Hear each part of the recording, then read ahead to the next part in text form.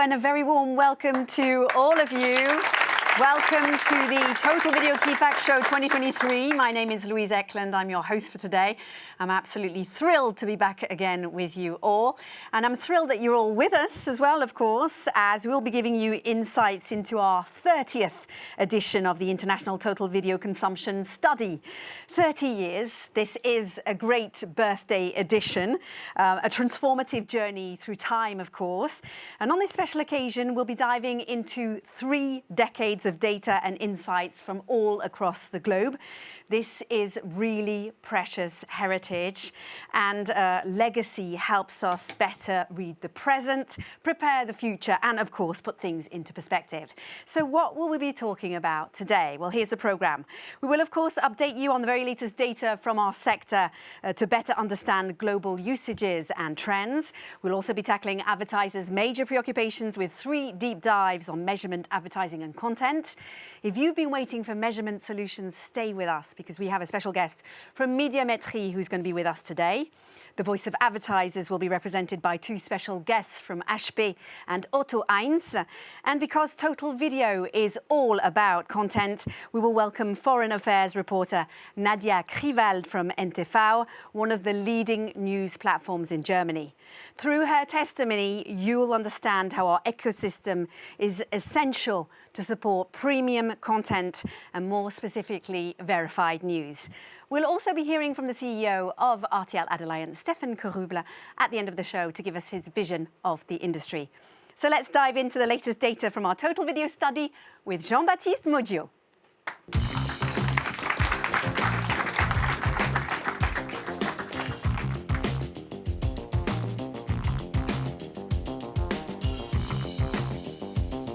Hello, Jean-Baptiste. Hello, Louise. How are you doing?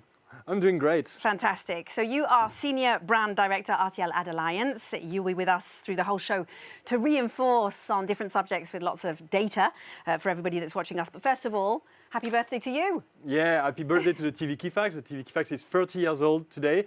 And it's also a personal birthday. It's been 10 years that I've been working on the TV Key Facts project. Yeah, that's a really great achievement. And we'll be blowing out the candles a little bit later on in the wings backstage to celebrate. In the meantime, let's talk about what Total Video actually looks like today. How important is video in our lives, first of all, in 2023? Well, very simple number. Total Video is 1/4 of our lives. That's an awful lot, yeah. 1/4 of our lives. And so how is that calculated? Well, Omdia made the calculation for 2022 across 9 major markets, the US, Australia, and 7 major European markets, France, UK, Germany, Italy, Spain, Netherlands, and Sweden.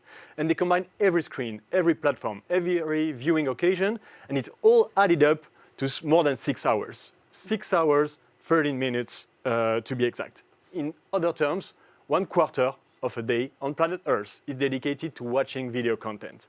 Knowing that you have to sleep, to eat, to work, well, that's an awful lot, yes, you can say that. Some of us are not getting enough sleep, are we? And if we dive in a little deeper, how are these 6 or so hours divided between the different screens or the different types of video content, for example? Yeah, to give you a rough idea, the way Omdia is distributing these 6 hours, it's half of the time, roughly, is linear television. Either watch live or time shifted. Then you have 20% of long-form video on demand, you know, the like of Netflix, Prime Video, Disney+. You have 18% of social video seen on Netflix, Facebook, Instagram. And you have 10% of, let's say, short-form online video that can be seen on any website, but also on YouTube, for example. Okay, so let's focus on television to start with. If we look at the global picture, what are we observing today? Yeah, you know, it's always good to have a step back from our 9 markets and to have, let's say, a bigger world perspective. And thanks to our partner Glance, we know about the viewing time of TV daily per region. And it's very different. You know, us Europeans, we are watching, for example, 3 hours, 22 minutes. It's 30 minutes more than Northern Americans, for example. But it's also 80 minutes more than the average Asian viewer. And if you go down deeper? Yeah, we can dig deeper within regions, and you will see that either within Europe, for example, it's extremely different between a country like Portugal and the UK. In Asia, the same between China and Japan. So when you are planning media and planning television, you have to have very clear insights about each individual market. Okay, so we go back to total video time now. How are things actually evolving? Yes, because these 6 hours I gave you at the beginning were just the photograph, of, let's say, the viewing time in 2022. But let's take a 10 years perspective into total video consumption. Okay. We see that, first of all, since 2011, it went up all across the world in every market. On average, it's 30 minutes. But secondly, we see a different trend in the last year, especially between the US and the European markets, because the US is going up again even after COVID. It's now plus 6 minutes compared to 2020, while the European markets are more back to, let's say, high normal. When I say high normal, it's that, for example, in Germany, it's 12 minutes more than before COVID. In the UK, it's plus 26 minutes compared to before COVID. Okay. And then third, looking into the future, because we also have forecasts from eMarketer, we see that the future of total video in Europe looks rather stable and flat. We are thinking, depending on the market, to, let's say, 0% of evolution of this viewing time by 2025, or even for some market, minus 5%. What does it mean? It means that all these video platforms that are emerging, launching in the future, they will be competing for the viewer's attention in Europe because it's not going up.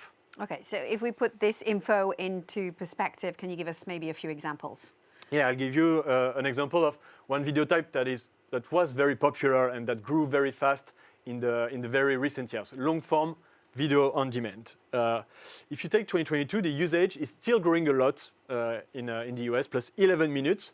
On average, in Europe, it's rather close to 3 minutes in 2022. So it's slowing down, especially when you compare it to, let's say, the high growth period of 2018 to 2021, where it was growing, for example, 8 minutes a year in Germany and even 12 minutes a year in the UK. And as stated earlier, these platforms, these long-form video on-demand platforms, they will compete against each other for these viewing minutes.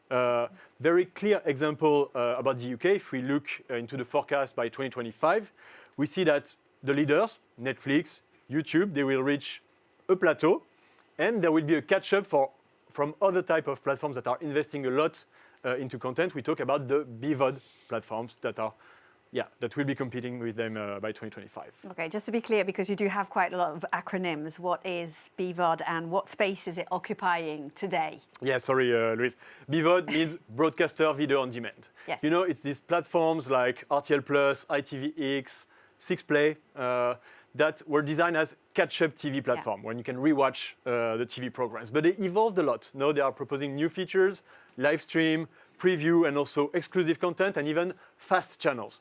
Fast channels means free ad-supported streaming television. It's digital TV channels that run a linear program online, free, but with ads. Okay, so thanks for clearing that up.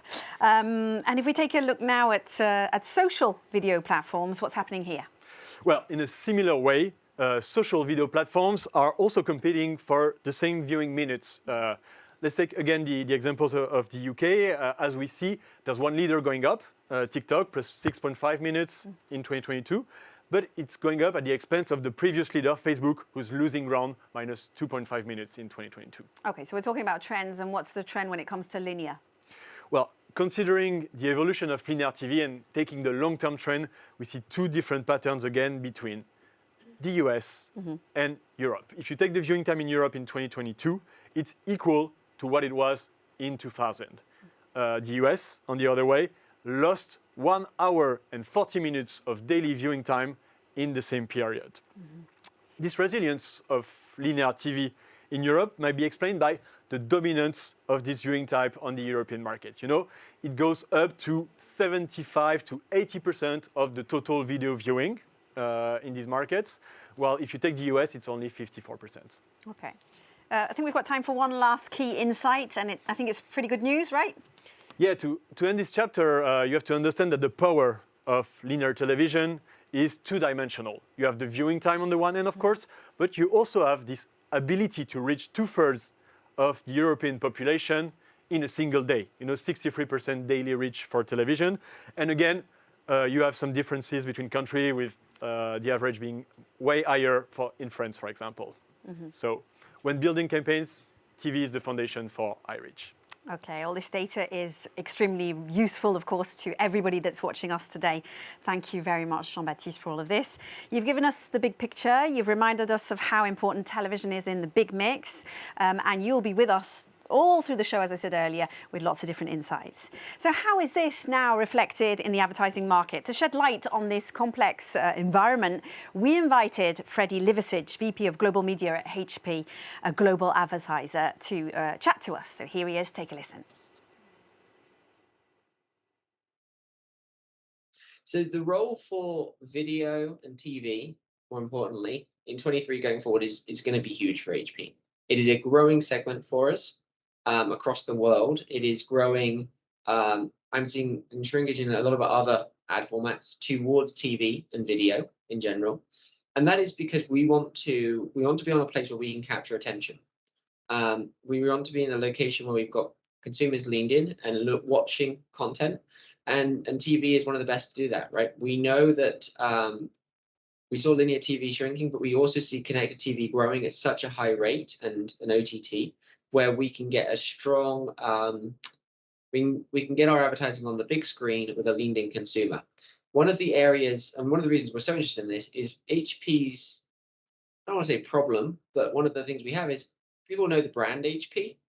People don't always know our products and our stories that we're trying to tell. And so being able to find a media platform where we can put longer form content, I don't say long form, that breaks through and is engaging, is so critical for us as a business.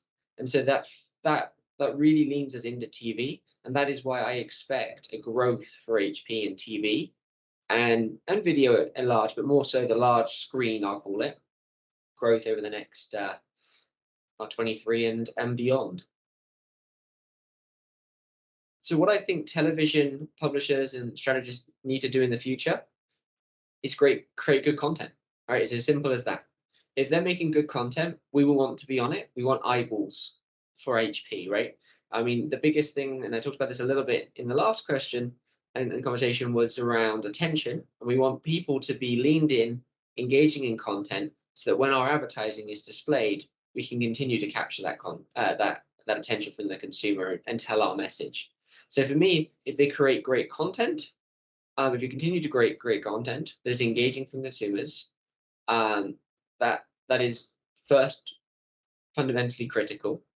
And then also creating content and locations where we are able to deliver advertising in a way that is beneficial to the consumer.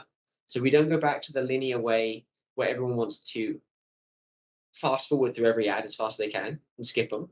But we also don't go to the point where we make it impossible and we block it, so it's painful also for the consumer, or we go to no ads, right, which is painful for HP, right, the Netflix model, for example. We need to find something in the middle there, which is relevant for the consumer, but also that is giving us as a brand the attention we need to be able to tell our story and get our message across. So the way that we deal with measurement in the fragmented video environment is we look at our marketing mix model as our primary focus, right, across the board, giving us the best answer that we can holistically. That doesn't give us channel level, but gives us holistic understanding. And then we look into, honestly, fragmented different solutions to help us understand each of the other channel partners. So it's not the perfect example across the board, but that MMM is really the true answer for HP when it comes to if our video solution is working. Thank you so much, Freddie, for all of these precious insights. Thank you very much for being with us today. We're back here in the Grand Studio RTL in Paris to dive into measurement now. And for this, I've been joined by Cyril Joseph, media consultant at Médiamétrie, which is the official media measurement institute in France. Nice to have you with us. And Aurélie Brunet, de Coursou, Marketing Director, not easy to say, RTL AdAlliance. Thank you very much for being with us, Aurélie. To rebound on what Freddie from HP was just saying, can you tell us what MMM actually means? Yes, it's a good question. So MMM stands for Marketing Mix Modeling. Well, basically it's a statistical analysis. You put all your variables, like can be weather, temperatures, promotional activity on store, of course your media activity, and you see how they impact your performance KPIs, your sales, right? So for big established companies, because it's quite expensive, not all It's not for everybody then, right? Exactly. But for them it's a way to have all the media touch points on the same measurement, right? I think what is important for us today is that the MMM differ, of course, from an advertiser to another, whereas what we are trying to achieve with the audience measurement is to have a common language. Okay, so speaking of common language, that's what you are doing, Cyril. Can you explain maybe, first of all, the role of médiamétrie? Yeah, first, just want to say that I'm very glad to be here with you for this TV Key Fact. So, in France, just a word about médiamétrie, our core positioning is audience measurement as Barb in the UK, Nielsen in the US, Auditel in Italy, or EGF in Germany, for example. Médiamétrie exists on the French market to guide and enlighten media and advertisers professionals, both sales side and buy side, who want to get a full picture of campaigns' audience performance. So, as a trusted third party, our mission is to provide, alongside businesses' KPIs, audience campaigns reports, which are one piece of the full funnel performance puzzle MMM wants to put together, and Aurélie was just talking about before. Okay, so I understand, I get it. I get the role of médiamétrie. Maybe can you explain to us, Aurélie, what you are expecting from Cyril? So Cyril, my advice to you. So I think the challenges are very well known to everyone. Mm-hmm. They've been here for years, they're nothing new. What has happened, and you can see in the nice slide now on screen, is that of course there is a fragmentation of the viewing, a multiplication of the channels and the platforms that is really hard to capture. So in a nutshell, the challenges are to be able to measure the audience on all devices, not just a TV set, on all platforms, not just linear TV broadcasts, and also at any moment, because it's not just live anymore. You can preview some programs, for example, on the broadcast VOD platforms. Great slide, by the way. Really puts things into perspective when we see it like that, doesn't it? So, Cyril, what's your response to this complexity? Yeah, and for sure, the major challenge for the industry and also for the measurement is to unify this total video ecosystem and get a holistic view with the duplicated cross-video campaign reports across linear, non-linear, and digital inventories. So that's why, to answer these expectations, our approach is based on a triptych common to several measurement institutes, which are panels, technologies, and datas. This triptych must be adapted if we measure content platforms or advertising. Okay, so can you tell us which differences you've observed maybe between content and advertising measurement, and how important I guess collaboration is to really get it right? Yeah, right. And I just want to say also that what we want to measure is a total video, fair, comparable, and in a progressive way also, both for editorial and advertising purposes, measuring campaigns, but also measuring content platforms. These two dimensions calls for measurement methods and tools which are quite different. If we do not need players' cooperation on the editorial side, it is not the case for the advertising measurement. So on the editorial side, we've signed up a partnership with Nielsen to deploy two major passive technologies. Streaming meter, which is a router meter which tracks and measures all IP viewing across the home Wi-Fi networks and on all devices, and fingerprinting, which is a direct soundtrack recognition technologies like Shazam, for example. Okay. And by using these two passive data collection techniques on our panels, we will be able to deliver ratings without services corporations and avoid also self-measurements we are fighting against. Okay, so that's for the editorial part. And for the advertising? For the advertising part, spoiler alert, but these techniques are not fit for the advertising measurement. So due to technical limitations, detection time, volume issues, campaigns granularity, and also something which is quite important, ad serving strategies, which are unknown in advance, and that's why we need also to the active participations of all the players involved, and this will require that platforms watermark each of their ads and share also ad servers' impressions. So total video ads measurement is a participation game that could not sidestep players' involvement. Okay, but from what I understand, cooperation, is a little bit more complicated on the advertising side. Why is that? Do people not speak the same language, maybe? Yes, I think it's important to be very concrete on what do we mean by the players don't speak the same language, right? That's what we hear a lot. And actually, it all comes down to the fact that an ad impression, digital ad impression, is not equal to a TV contact. Okay. That is, of course, what you get with a linear TV. Not to get too technical, but just to illustrate the difference between the two. So, for instance, a TV contact includes a co-viewing. In the panels of Médiamétrie, the panelists, they would declare when they have guests watching the content with them, right? So you have this co-viewing indicator that you don't have on an ad impression. You know that your ad on TV is full screen, sound on. For online ad impressions, it's very different. There are some MRC standards that are trying to get them closer to the TV contact, let's say, in a certain way, where the ads have to be viewable. What they mean by that, it has to be 100% on screen for at least 2 seconds. And also they have to be weighted on duration as for television. The problem is that they are not really followed currently. Okay. So I understand there's some interesting collaboration that's going on in France at the moment. Maybe you can tell us about that.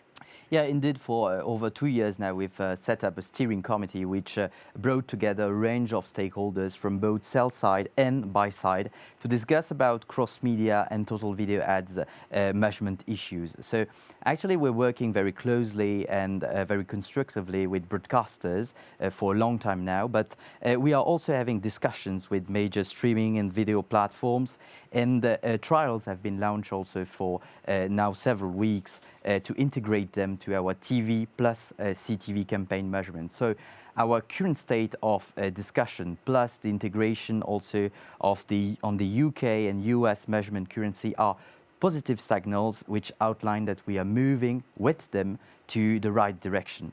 Okay, so things are moving in the right direction. Lots of things are moving for you, actually. Yeah, in 2024, you have a great and exciting roadmap coming up. Can you maybe roll out a few things that are going on for you in 2024? Yeah, for sure. 2024 will be a very busy year also for us, and will be a pivotal year also for measurement. From Q4 this year to the end of 2025, we've planned new release each quarter, carrying out several enhancements, starting with the strengthening of our TV audience measurement currency. So on January 2024, we've planned to extend the scope of the French TV currency to all screens and to all households, including those without TV set. By mid-2024, we've planned also to integrate a pre-broadcast viewing in programs' reference audience.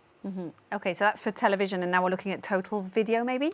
Yeah, for total video, the key milestone will be on Q3 2024.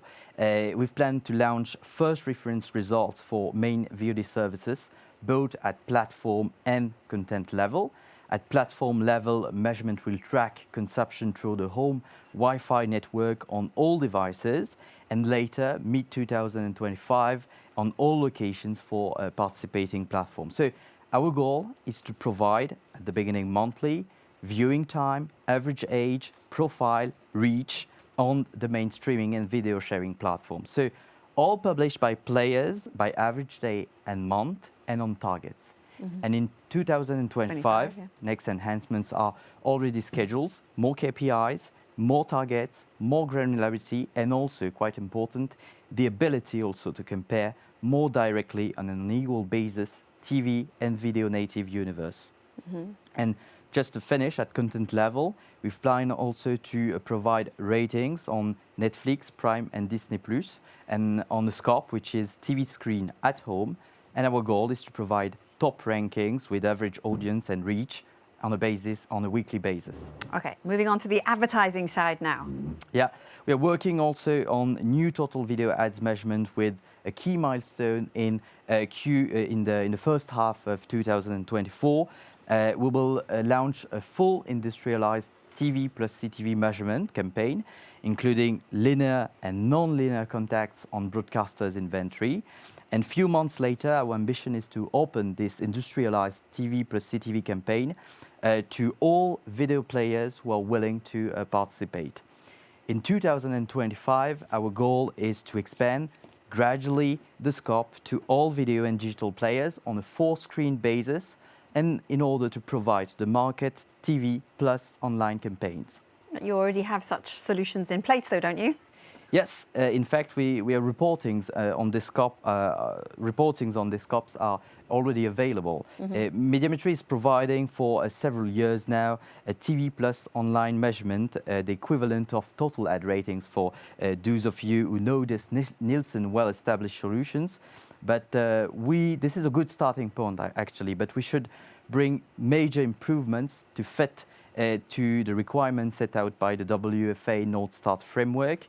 3 key issues to address for us and for the market. First, viewability completion and weighting by the duration of exposure for digital contacts. Already was just talking about that before. 2, calculation on duplication. And 3, and always-on solutions connecting to planning tools. So many enhancements in the next 2 years on the French market, and quite also exciting discussions to come on our way to the total video holy grail. Wonderful, thanks very much for that. We're getting a great idea of what's happening on the French market. And I believe that France is a leader when it comes to solutions as well. Any other insights from other markets, Aurélie? Yeah, there are a few actually. 2024 is going to be the year of measurement. That's exciting. I know for the audience maybe it doesn't sound very sexy topic, but a lot is going to happen in 2024. When it comes to cross-media measurement, just to name a few, Nielsen One in a few markets, Project Origin from the WFA also coming to life in a few markets next year. I'd just like to say a few words on a randomly selected project, not so randomly because RTL Group has a solution named B from Realytics. Basically, it allows you on the TV set to measure everything that is happening, linear TV, addressable TV, BVOD, AVOD, etc. So you can see what is the reach of all those touch points and how it duplicates. And that's what all the advertisers ultimately are asking us, right? So it's a solution that already exists on the French market. It's up and running, and we're very happy that it's going to be deployed very soon in Germany. So yeah, that's I think a very good news for the market. Wonderful. Well, thank you so much to both of you for being with us today. Give them a round of applause, please, guys. Thank We've you. got a great audience here today. Thank you very much for being with us. What stands out there is the importance of collaboration and, of course, the challenge that advertising represents today. Thanks again to you both. Speaking of advertising, by the way, creativity is really key. Great ads are memorable, and each generation, of course, has been marked by an outstanding ad, of course, often combined by music, punchlines, a little bit of humour in there, and the ad then becomes part of our culture. Here are, for you, some of the unforgettable commercials from the last 3 decades. Take a look.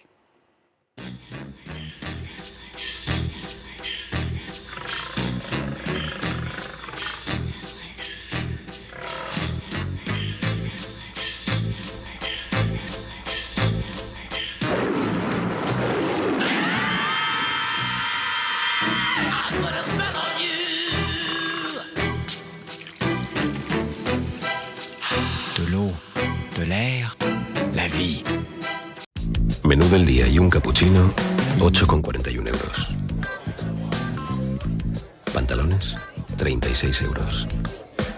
Botas de piel, 57 euros. Notar que llevas la cremallera bajada antes que nadie no tiene precio. Hay cosas que el dinero no puede comprar. Para todo lo demás, Mastercard. aceptada allá donde vayas. New Old Spice shaving gel is newer than a fresh pair of socks. Newer than a New Jersey. Newer than a new mouse, baby. Newer than an unopened gift from your stepmom. Everything's talking. Newer than the waffle iron that's inside me. Newer than the new solar panels that were installed on the roof. And I'm the newest thing there is. You're not as new as me. I have a son. What else is new?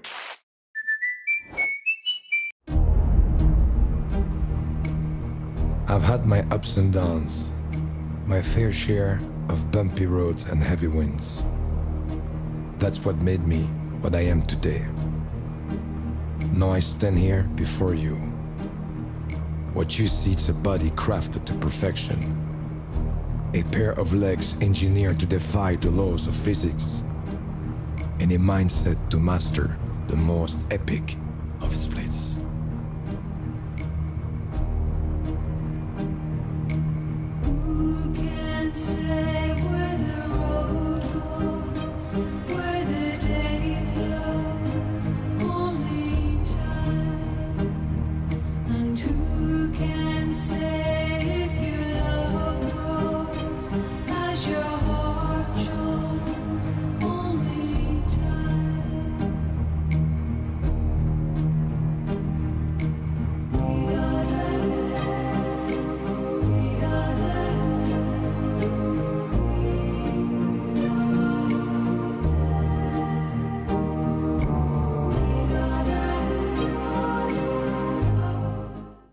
I'm Neil Patrick Harris, and this is Heineken Light, winner of the best tasting light beer at the 2013 World Beer Championships, and my personal favorite, which you'll have to take my word for, because there are certain regulations prohibiting me from taking a sip in a television commercial, but trust me, it's delicious. I drink it all the time, every day. Not every day, not all the time, sometimes, once a day, maybe, or not at all in any given day. I don't have a specific rule.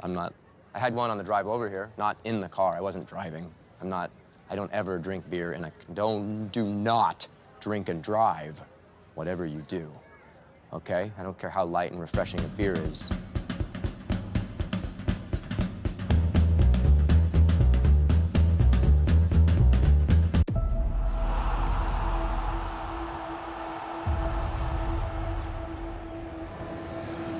C'est passé.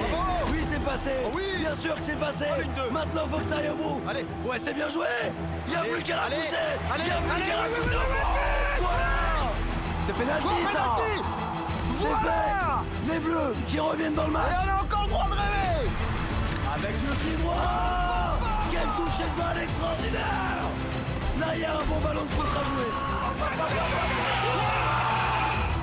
Bien fait, le pour le centre en prêt. Bah oui, bravo. Il est direct. Le centre en prêt.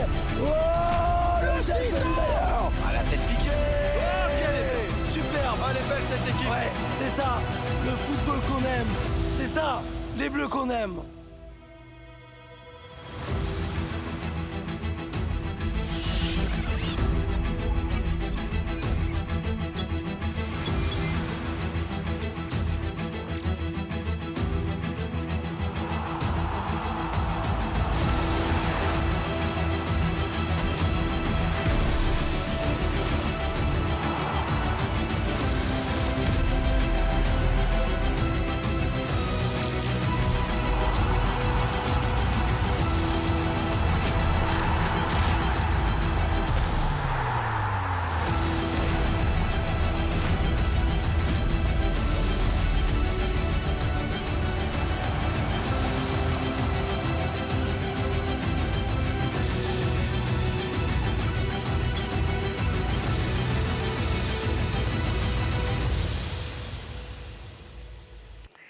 And after our revitalising ad break, it's time to focus on the evolution of the advertising market based on Group M forecast data. I want you to take a look right now at this pie chart that we're showing you.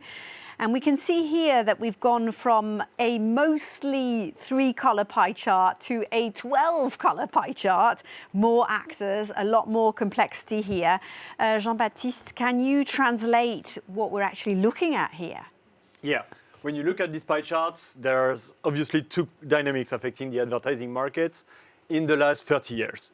The first one is growth. You know, the second pie chart is much bigger because the advertising spend was multiplied by 4 between 1999 and 2018. So across all channels, but also for video advertising, that doubled in the same time period. The second trend is fragmentation. You know, advertising channels that did not exist back in 1999 or were still very minority during the 2010s now account for a very large part of the advertising part. It can be extension of existing media, online video, digital audio, digital out of home or online press, or it can be completely new channels such as search or retail media, for example. Okay, so that now that we understand the trend and the pie chart, of course, what does this actually mean for advertisers? Let's find out straight away with Josef Hallmann, VP Retail Marketing and Branding, AdAlliance Group, and Danielle Bischoff, CMOO, RTL AdAlliance. Danielle, it's over to you.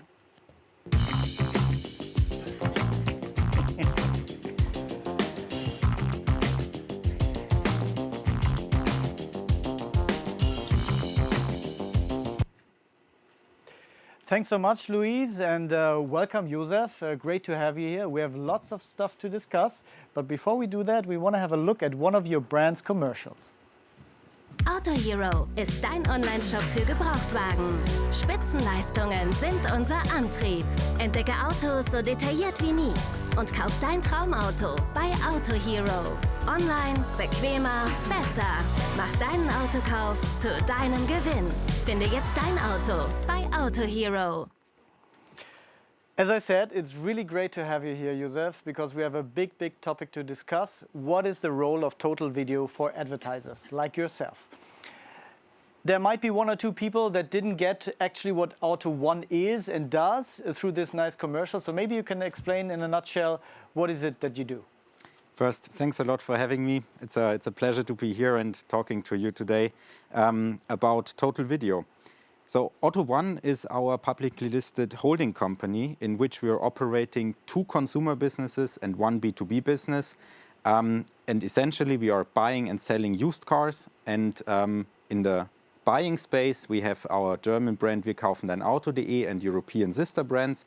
And we are selling used cars through the Auto Hero brand completely online to consumers. And we are also selling used cars to merchants, to our dealer partners, through the AutoOne.com brand, which is our B2B brand.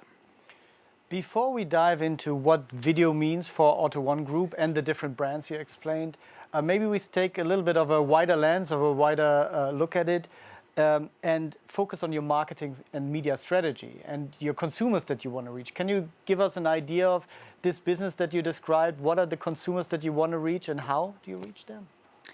It's very different for the 2 different consumer brands. Maybe starting on the Wir kaufen dein Auto.de universe, we have a very broad target audience because we really offer the easiest and fastest way to sell a used car without any obstacles. And I mean, you know that also from your personal life. Everyone has a car, right? Old, young, men, women. Especially if you have kids, huh? Exactly, and you have all these different kind of use cases, and we really made our product fit all these different kinds of audiences, which also makes video marketing, and especially TV and online video, a really important marketing channel for us to address these broad audiences. And then if we look at Auto Hero, we are revolutionizing the way how you can buy a used car through doing that completely online. So you don't need to negotiate, you get the car delivered, like all the benefits of e-commerce. And certainly that product has an audience that is a bit more niche than what we discussed before. But also here, video marketing comes in great because you can target very well. And it also depends on where you stand with your brand, right? When we built the Auto Hero brand, which was, by the way, the fastest growing brand in 2021, we relied also on TV and video to create that awareness, to create that buzz in the market. And now we're activating this strong brand that we built, but using, again, video marketing. So it's a good tool for different challenges in marketing. So you already made the segue into the next segment that I wanted to talk to you about. So now we know who are you trying to reach for your different brands. And what role is video playing in there? I mean, we saw with Jean-Baptiste earlier, we have over 6 hours of total video viewing time, a quarter of our day. What role does video, linear in particular, play for your strategies when you launch your brands and when you do your marketing? So video fulfills different purposes in our marketing mix. On the one hand, we have always brought revolutionary solutions to the market that haven't been there before. So we really had a need also to explain to the consumer, what are we actually doing? What is the benefit for you as a consumer? So we can explain very well, but we can also emotionalize very well, for example, which is important for the Autohero brand, for example, because you're spending 10, 15, 20,000 euros on a used car. That's why you do sports marketing as well, right? We saw in the commercial you have partnerships going on here, right? Exactly. We have several partnerships ongoing in different markets, which really help us to get that visibility for the brand, but to also add this emotional component into the process which you actually experience as a customer when you buy a car, especially on Autohero when you get it delivered with our nice glass with truck. the glass truck, yes. So linear, I think, is the perfect medium to convey this emotional side and to, as we saw also earlier, have this reach power. Now, digital is all over the place. It's a fixed point in our media mixes today. How do you approach digital at AdAlliance?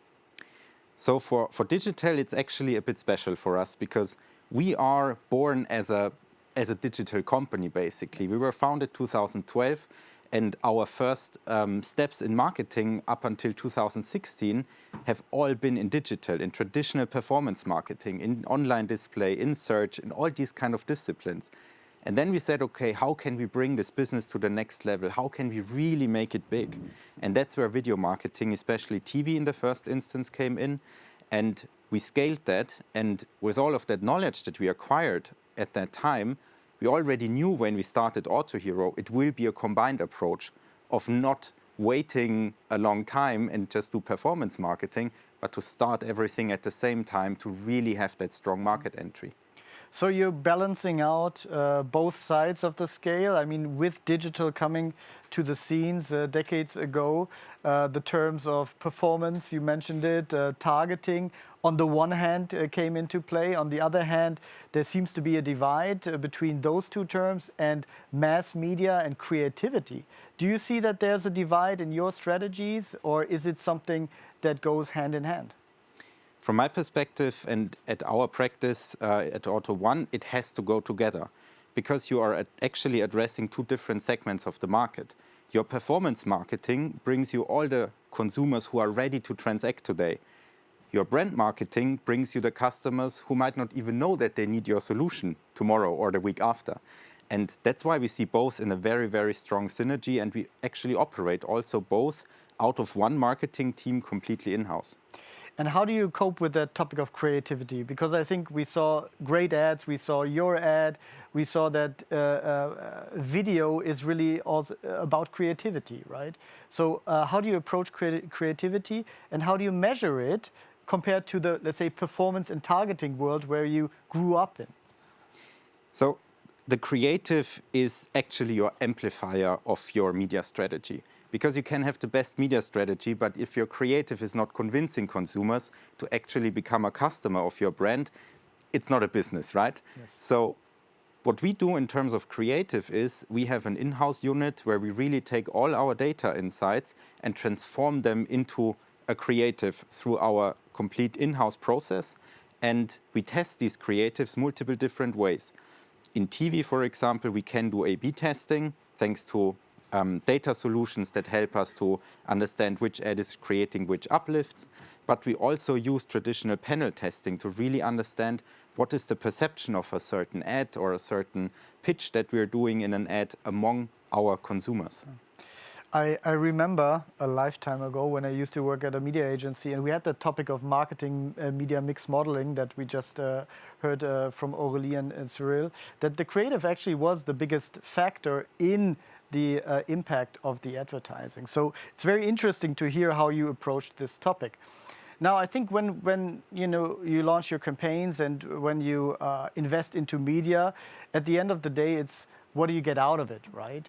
And how do you measure it? And I think there's one term that we have to talk about that everybody is talking about in our industry, and I'd like to get your take on it, which is attention and the attention metric. Is that something that you use in all of your brands, in some of the brands, and how do you use it? You're touching on a very, very important point, because that's all advertisers' challenge, right? You have an ad block that you want to stand out. You maybe have a pre-roll ad that you want to stand out with, and you really want to engage that audience. And we just lately identified a new strategy for our Wir kaufen dein Auto.de brand to really create that effect of standing out. And this is through working together with Ralf Schumacher as a brand ambassador, because he is present in our ads and he really has this fame and this status that adds on top to our creative, where we are basically pitching our product and why it is relevant for consumers. And both together is a compelling strategy that we also see working out in performance really strongly. Yeah, and I think attention has become somehow a layer that brands put on top in order to qualify media, right? I want to go a little bit of a step back. You explained to us AdAlliance as a global umbrella for your different brands. You have a global umbrella, but you have local brands, right? So how does that interplay, those two levels of acting global but also executing local? So car selling is a local topic, and car buying until Autohero and Auto1.com was also just a local topic. And we completely transformed that. And when looking into our brand architecture, it's fundamental to understand that when we launched our buying business, our Wir kaufen dein Auto.de and sister brand business, no such thing was existing on a national level. So we needed to open the market first. And that's why we deliberately decided to call our brand like the service we are offering. Okay. And consequently, that was a local brand in each of the markets, which also helped us to establish that trust and that relevance also for local consumers. Now, if you have this local and global approach, what do you expect from a company like ours, a media company, like a media partner for you? These kind of partnerships are really important for us, because as much as we are a pan-European company, we are also a company with a headquarter in Berlin. And yes, we have team members from all different markets and so on, but having a partner who's really with his feet in the market and really knowing the trends, knowing the interesting things that comes up, is really important for us, because that enables us to act faster, to act more precise, and in the end, drive better ROI. Yeah. So a little bit of both. You need somebody that drives simplicity globally, but also has the expertise then locally. Now, we're coming to the end, unfortunately, of our little discussion here, fireside chat. I want to use the last couple of minutes to pinch you a bit about the future, because the Total Video Key Facts is also about what's going to happen. In this year's edition, we outlined 5 big trends that we see will shape the future. CTV, cross-media measurement, we heard a lot about, AI, gaming, cookie-less targeting. Where do you bet your money on? Which will have the greatest impact on your marketing and media strategies? That's a very good question, and I'm really happy to answer this, because it is a challenge that hunts us down every day.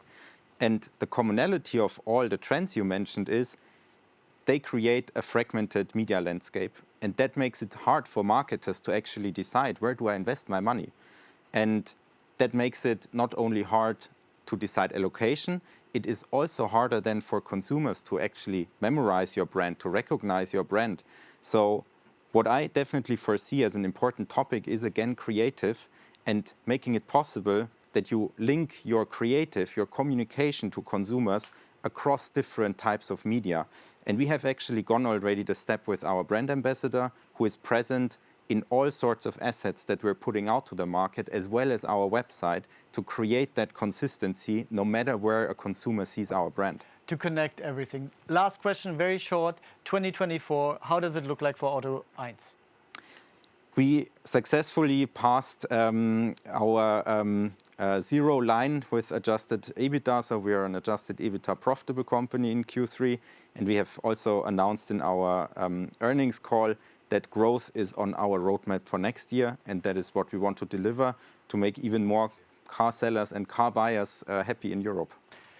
Great to have you here, Josef. Hope to see more commercials on our channels from your brands. And back to you, Jean-Baptiste and Louise.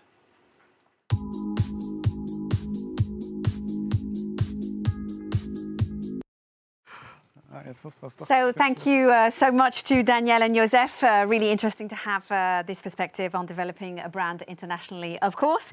For our next part, we'll be looking at content. And here are some of the highlights of the best television from the last 3 decades. Thought I might tell you a story. Oh, please, Pa. Kansas, here we come.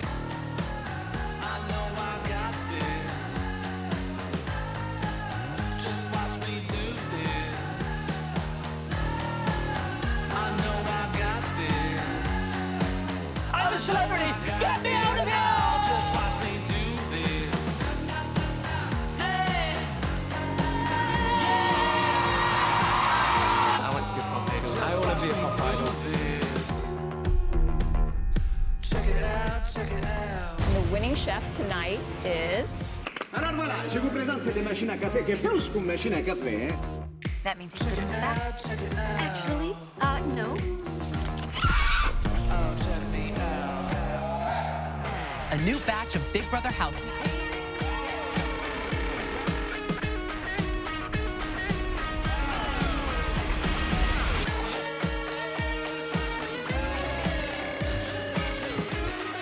Nobody was expecting that. Oh, quelle planète je suis! On va s'embriquer comme des malades.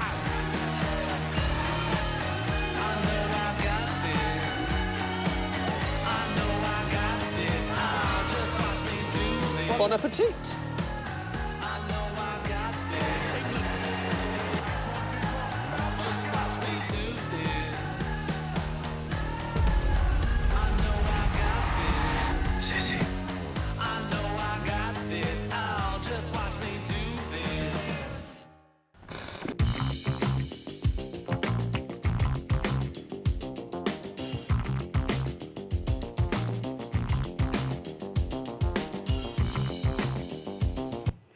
So moving on to our third subject, as I said, content, which represents all the different programs produced or purchased by broadcasters. Jean-Baptiste, where do we stand today? How much do broadcasters actually invest in content in 2023?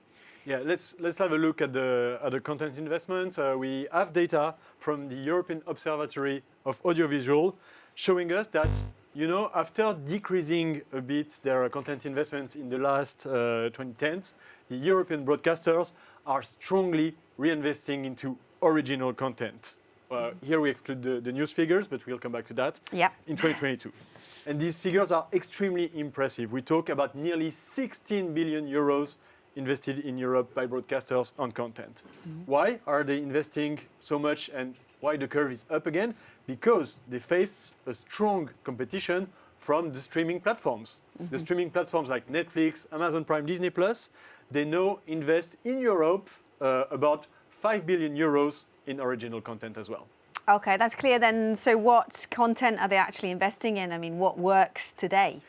Again, looking at the data from the European Observatory of Audiovisual, we see these categories. It's 35% investment into original content, so fiction, documentary, magazines, entertainment that they develop for the channels.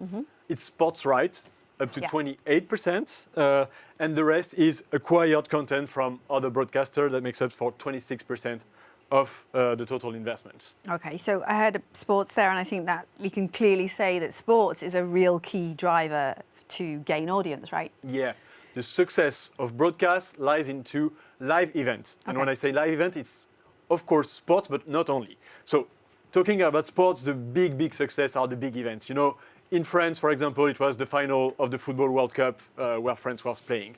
For the US, it's always the Super Bowl games that attracts more than 100 millions of viewers. But you also have entertainment live events like the Eurovision contest every year, or the Festival of San Remo that is in Italy. And sometimes there's an event from news or current affair. Exceptional, the funeral of Queen Elizabeth. I'm sure, unfortunately, you saw it. So exceptional, but also recurring ones. Like in Denmark, the Queen's New Year address is the #1 performing program every year. Of course. And is this investment exclusive to linear television? No, that's where it gets interesting because the broadcasters know they also invest into original content to boost their linear audience, but also their digital properties. If we look at the UK in 2023, ITV invested £160 million into original content just for its broadcast VOD platform, ITVX. And this was extremely successful. The usage of the platform was boosted plus 69%. And they also boosted some of the show by proposing them in preview on the platform. I'll take an example of a big drama called Unforgotten. It's a huge success on linear, but by putting it in preview on ITVX, they achieve 30% preview audience. So it helps the content resonate on both platforms by playing, let's say, the complementarity. Okay, and if we focus now on the younger audience, because I believe that, younger people, it's difficult to keep them in front of the television, right? Yeah. Can you tell us a little bit about that? Yes, broadcasting strategies are evolving for linear as well to reach these, let's say, hard-to-reach audiences. I have two examples. The first one is from M6 in France. They develop an international show that's called Dragon's Den. In France, it's Qui veut devenir mon associé? Sure. It's not the best performing show in terms of like all individuals rating, but it's extremely successful with a target group that's very hard to reach, the 25 to 34.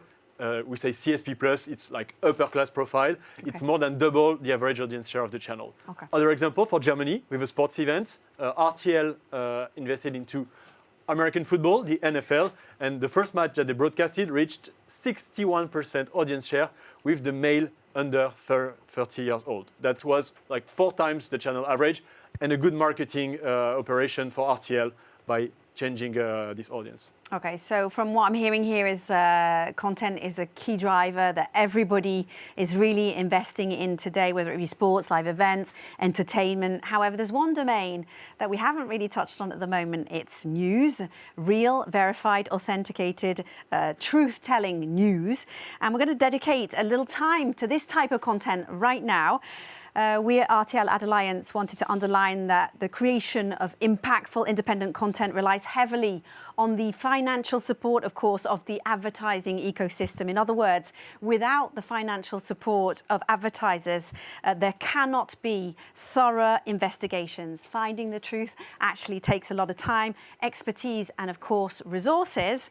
And we want to illustrate this, of course, today, thanks to a special guest. She's a remarkable journalist who has spent a significant portion of her life traveling the world to inform and to fight against fake news. Our guest has navigated many different challenges across conflict zones. Her battles emphasize the crucial role that trusted media play in guaranteeing truth and freedom of speech, of course, and this is key to our democracies. Join me in welcoming Nadia Grivald. Thank you very much. Nadia, thanks so much for being with us today. It's great to have you here live from Berlin. Maybe you can tell us a little bit about yourself, first of all, so that we can get to know you, and a little bit about the scope of your work, if you don't mind. Yeah, thank you very much. First of all, thank you, Louise, for the kind intro, and it's great to be with you. So, for more than 20 years, I'm hosting a weekly show on NTV called Auslandsreport. This means foreign reports, and it shows exclusive reports from all over the world. And therefore, I'm traveling a lot, and I covered hot issues like gang violence in Haiti or acid attacks in Asian countries like Pakistan, Cambodia, or Turkey, and also the nuclear disaster in Fukushima, where I'd been several times. And I'm also international reporter for NTV, RTL, and Vox, and Therefore, I traveled a lot in war countries like Syria, Afghanistan, Iraq, Mali, Somalia, and yeah, in the last 2 years, I spent a lot of time in Ukraine. Yes, of course. So, yeah, you were present in Kiev at the onset of war in Ukraine. You have a lot of experience. I was explaining earlier that your job really requires resources, Nadia. Can you explain to us? I think everybody would be really interested to find out how you work on the ground. Tell us about your team, your work conditions, maybe how you go about capturing the truth every day. What does it take to really get verified information, Nadia? Yeah, so first of all, our team, our crew, this is a cameraman. Then we normally have a local translator, also a kind of journalist. We call them fixer. And in conflict zones, we also have a security advisor with us. And yeah, in Kiev, I arrived there 1 day before the war started. And it was although then I recognized that it was totally different, the situation. It was more quiet, more empty than I knew Kiev before. And then 24 hours later, the war started, and my fixer called me and said, sorry, I have to apologize, but I have to bring my family to a safe place. So in the evening, I was standing on my live position on a balcony overlooking the Maidan Square, and it was so strange because the city was empty. It was silent. There was almost no civilian on the street, only security personnel like policemen and soldiers. And then we heard the explosions. And we knew that tanks are rolling towards Russian tanks, are moving towards the capital, towards Kiev. And then yeah, I had to call Ukrainians I knew from former visits just to get some information. What is the situation in your city? They had been all over the country, and they'd been texting me. So always between the live interviews, I got some new information from them, first-hand information.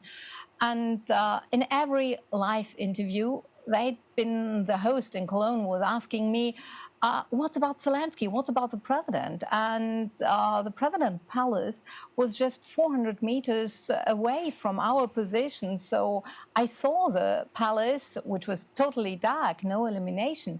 And so we didn't know anything.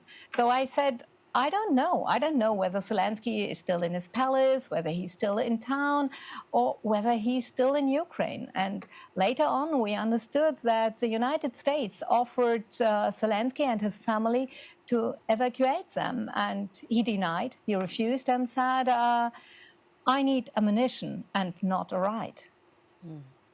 Thank you so much for sharing these stories, and the insight that you're giving us today is really important for us to understand how we as an ecosystem can help you as well, Nadia. In the zones of conflict, you talked a lot about security. I mean, in this type of situation, there's police around, there's security guards and others. How secure do you actually feel, and how free are you actually to tell the true story? Yeah, of course. The risk in conflict zones is the risk to be harmed is much higher than in France or Germany, of course. But all the reporters of RTL who are covering these conflict zones, they have passed security training, and there we are learning how to get out of a car under fire, or how to behave when you are kidnapped, and also a medical training. So first aid at the front line, so really special injuries. And also we have a security advisor with us. And in Ukraine, for example, there are also new technical features, and I hope I can show you this. So there is an app, an alarm app, and this sounds, sorry, it should function. I tried it before. Of course, not now. Live, it never works, Nadia, does it? Now you hear it. This is the English version. Attention, air raid alert. Proceed to the nearest shelter. So yeah, that's what we hear sometimes, several times during the night. And then you have also another app where you can check what is coming. So whether it's drones are coming or missiles or fighting jets. And so this means how fast you have to move your legs to the shelter. And yeah, this is a security aspect. And for the freedom of the press and how free we are. In Ukraine, there is no censorship. But in the beginning of the war, it was very easy to get directly to the front line. Now it changed a lot. We need to ask for permission, and then there are several checkpoints. But there are also other countries where I'd been, where there is a tough censorship, like in Egypt, for example, where you always have someone with you, kind of shadow. So we have to tell the audience that there is someone always listening. And this means also that our interview partner are quite shy to say the truth. But the audience has to know it. And I think then it's fine. But yeah, there are always different situations, and sometimes also in a life there comes a security guy and put his hands in front of the camera, so covers it, and I have to say, oh, sorry, there is a guy, there is someone from the police stopping us, and I will tell you something later. Yeah, you explain everything that's going on so that we understand as a viewer what is actually happening. We've got a couple of minutes left just to sort of, for people to understand how you deal with the emotional side of things. You're getting a lot of emotional charge from people that you're discussing things with. I mean, it's a very difficult situation in the Ukraine, or more recently in the Israeli and Palestinian conflict here. How do you put your feelings to one side? How do you deal with the emotions when you're out in a war zone? Yeah, this is always difficult. In Israel, you've been talking about, there is always one truth for the Jewish side, and there is also one truth for the Palestinian side, and both sides affect me. And I'm not a robot, of course. And so just let me give you an example. In Israel, I interviewed a mother. Her daughter was 36 years old, was kidnapped on the 7th of October from the Hamas. And she was showing me, the mother was showing me her last text messages and also the last voice messages. So there was one where she was crying and said, "Mom, they are shooting around us." And the next one, which was the last one, was, "Mom, I'm so sorry that I can't be with you and can't protect you, and I love you so much." So this is a moment where also I have to fight with me and with my emotions. And on the other side, in West Bank, for example, I interviewed a father who was showing me the injuries of his daughter. She was attacked by radical Jewish settlers. And also, this was affecting me. So then, if it is so deep, I try to write my text, to write the report on the next day, to cool down a bit. And by the way, the daughter is free now. Her mother was texting me and sent me a picture, but her husband is still in Gaza. Well, sometimes things finish on a positive note, which is great, and it's great to hear that she is free now. Nadia, we've run out of time. Thank you so much for being with us today. It's been a really interesting conversation, and we all wish you a lot of luck for your future missions. Thank you very much for being with us. It's time to wrap up now, and for this, I'm going to invite my final guest to come and join us on the set. It's Stéphane Coruble for the key takeaways. Stéphane.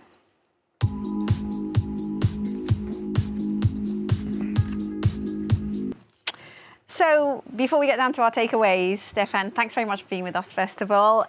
Maybe a word on what we just heard from Nadia. Amazing testimony. Amazing, amazing, very emotional, very intense. Honestly, what a courageous person, engaged in her mission and a lot of dedication. A woman international reporter.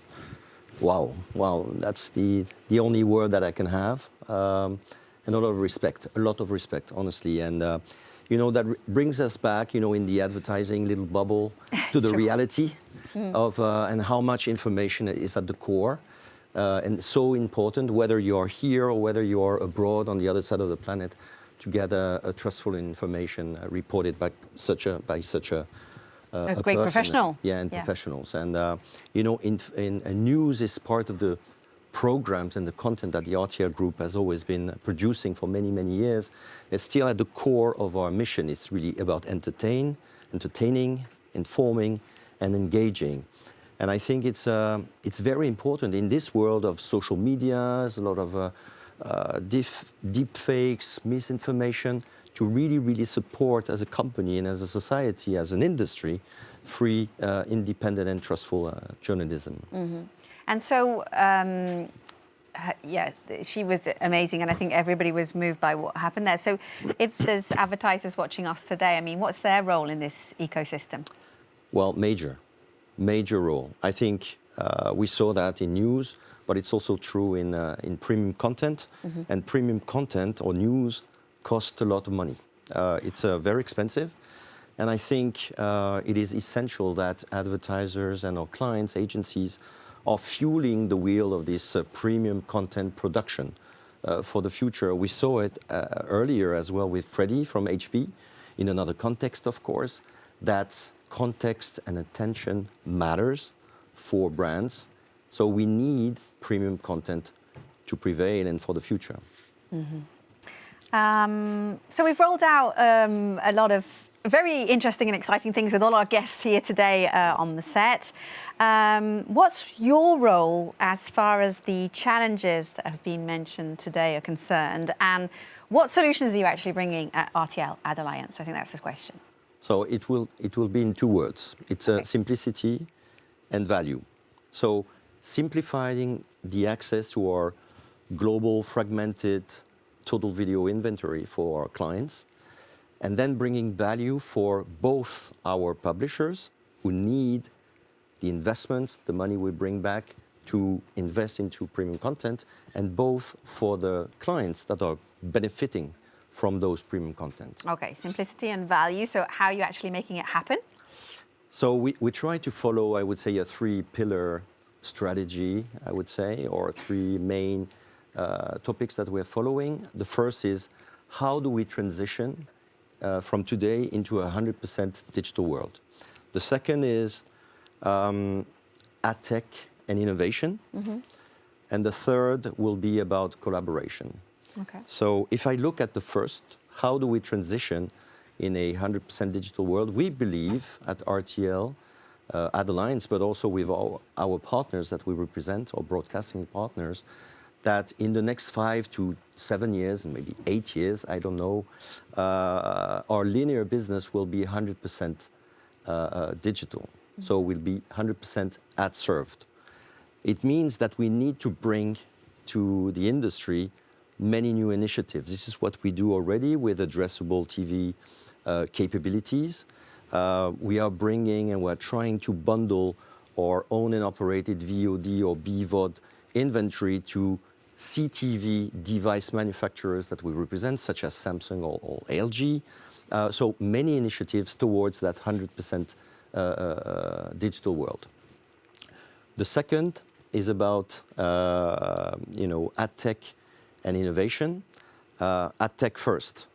It's good to have great inventory around Europe, but execution is key. In order to execute a big campaign, you need to have a strong ad tech. So we have the luxury, and at RTL AdAlliance, you have a great partnership with SmartClip Tech, which is our integrated ad tech stack, and we are able to provide a seamless, execution of campaigns, mostly in digital, obviously.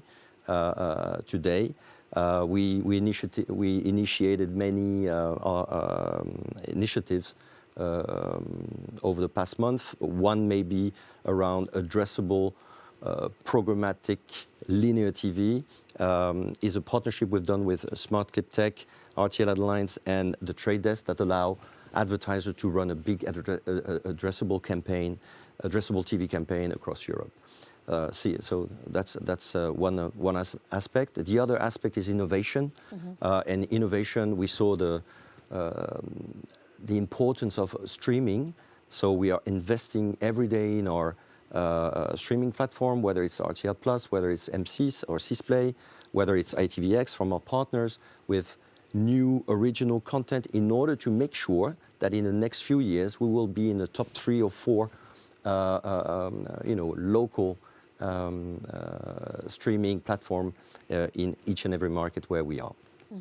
Third and last pillar now. So third and last pillar it's in the name, RTL AdAlliance. It's about alliances and partnership. Our group, RTL Group, has tried a few months back to try to consolidate local champions. It was the case in France with M6 and TF1, or Talpa and RTL in the Netherlands. Unfortunately, it did not happen, but I am very convinced that this consolidation can happen from an international perspective. And this is what RTL AdAlliance is all about, trying to bring local broadcasting champions, local premium publishers in video, and try to scale this and to connect those in order to work eye to eye level with the global platforms. So everybody knows that we're celebrating our 30th birthday. Yes, We talked about it in the beginning. Yes. Happy birthday. We've often heard, though, that television is dead. So it seems like quite a miracle that TV key facts still exist. Can you explain why? Well, I think, I have the feeling every year in December, there's a lot of conventions around future of TV or the TV key facts. And every year I'm hearing it's doom days. TV is dead and premium publishers are gone. When I look at what we saw today, I think it's far from gone and far from being dead. I think it is not a miracle, as you said. RTL AdAlliance and RTL Group have decided to invest constantly into tools like the TV key fact that became total video key facts over the years, and since 30 years now, because we believe we need to come every day, every year, with hard facts, hard figures about what is total video about, and not take as a perception or a little bubble of, no one is watching TV or everyone is going into full digital. This is not true. And we're coming with really solid facts about this. And this is what we do with the TV key facts. Wonderful. Thanks very much for this great discussion. If you, watching us, have any questions you would like to react in any way, our team is always available to hear your thoughts. And we also have our book and our data, of course. And if you want to get hold of that, you can do that via tvkeyfacts.com, our website. Before we leave, we have a little surprise for everybody. To celebrate 30 decades of data and facts of TV and video, we met up with the founder of the TV Key Facts and asked him to tell us how it all started 30 years ago. Let's take a step back in time with Freddie Teschny.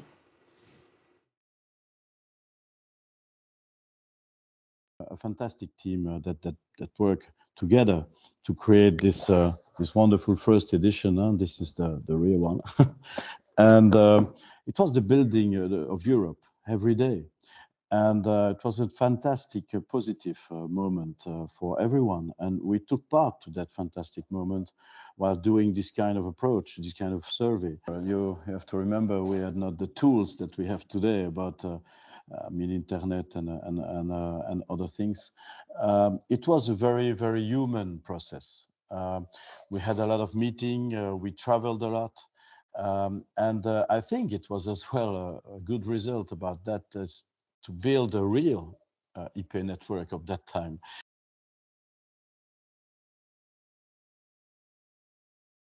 We had hundreds of press releases.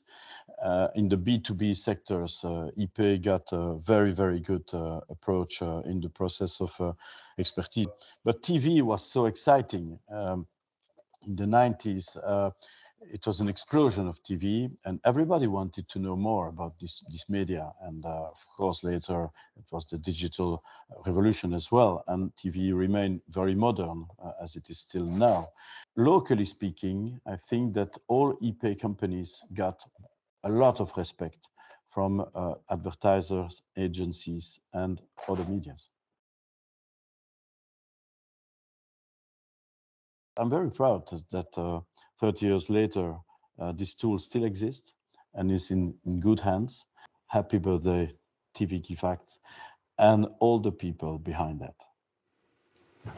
And thanks again to Freddie for creating such a wonderful tool that's here, of course. You know him, don't you? I do. He's my first boss, and I've been working a lot with him. And what is it? It's a little bit emotional because, you know, we see, and that's the power of Europe. Great ideas can come from very small countries, you know. And this TV Key Fact initiative came out of Belgium. And well, I'm very proud to have accompany Freddie all those years in the TV Key Fact. Wonderful. And here's the latest version. And as I said, wow, don't hesitate. It's really great. A lot of work's gone into it for you guys. So don't Thanks hesitate. to the teams. Thanks to the teams, yeah. my team, all the contributors today, but also in the books for you know, making this miracle happen again. Of course. Thanks very much, Stefan. Thank you. Coming to the end of our show, of course. Happy birthday again to the Total Video Key Facts. Thanks to our super audience. Give yourselves a round of applause. Thanks very much for being with us today. Thanks to our guests. Thanks to all that helped prepare this super show together.